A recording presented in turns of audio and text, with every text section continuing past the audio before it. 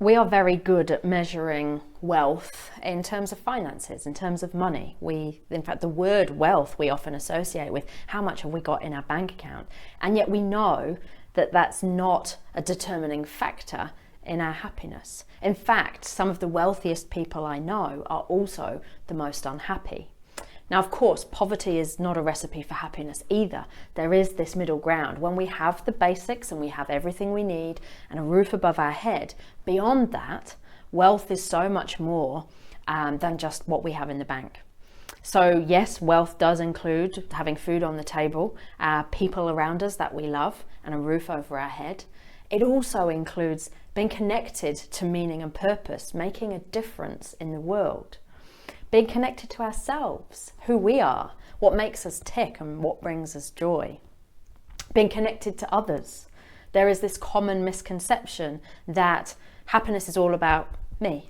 If I get what I want, then I'll be happy. And yet, Buddhists will tell us that all the happiness there is in the world arises from wanting others to be happy. And we know this because when we see others in the way of harm or suffering, we physically feel that. You've only got to think about the movies that you've cried at or felt uncomfortable in. It's not even real, and yet we have this reaction. When someone is suffering, we want to help. And yet in this world, we are so disconnected from each other that often, particularly in the conflicts across the world, we are causing harm to each other. There is this lack of compassion. And of course, this translates into our workplaces and how we treat each other, particularly our underrepresented groups as well. And so there's this connection to others, this compassion, this wanting others to be happy that is so contingent on our own happiness, which we often overlook.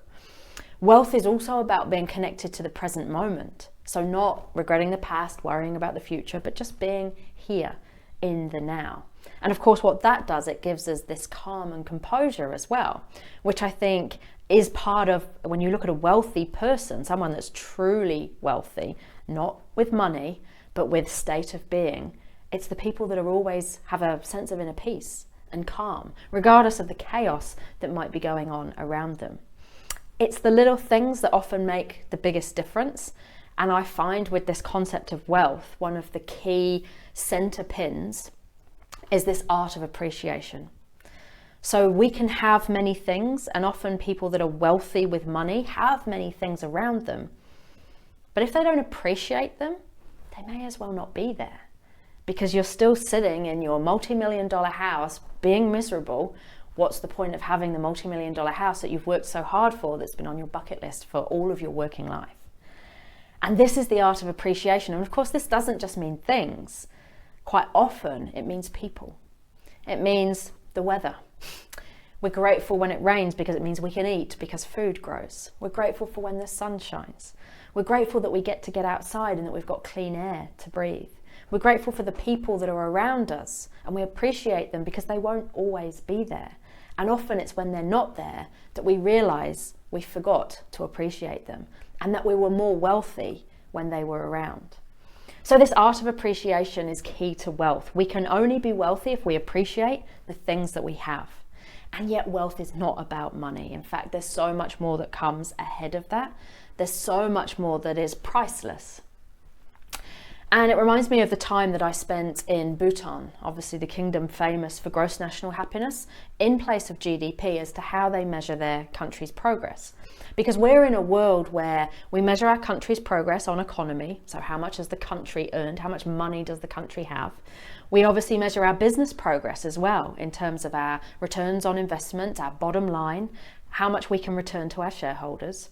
So everything's measured in terms of success with this financial measure. And yet, when we look at meaning and purpose, there is very few people, apart from potentially those shareholders, who will be connected to your organization and work for your organization because of how much you've made this year. It's more about the impact that your business has had and how, as employees, we can see our role in that. So connecting to something bigger. And of course, life is the same. Connecting to something that brings us meaning and purpose, that makes a difference, that makes an impact in the world. That's the stuff that matters, not how much money we've made. Often people will tell you that the most rewarding jobs they've ever had are the ones they didn't get paid for. So voluntary jobs, for example, or things they were doing in their community outside of work. And this speaks to that wealth concept. And this is what Bhutan had in their, the way they measure their country's progress, right?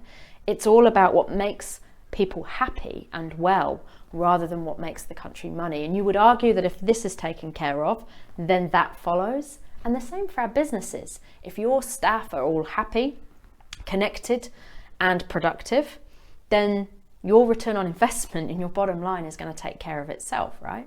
And yet we're so obsessed often with this wealth measure that only comes in terms of money that we prize it above all else, and a lot of the other stuff that brings us real wealth gets left behind.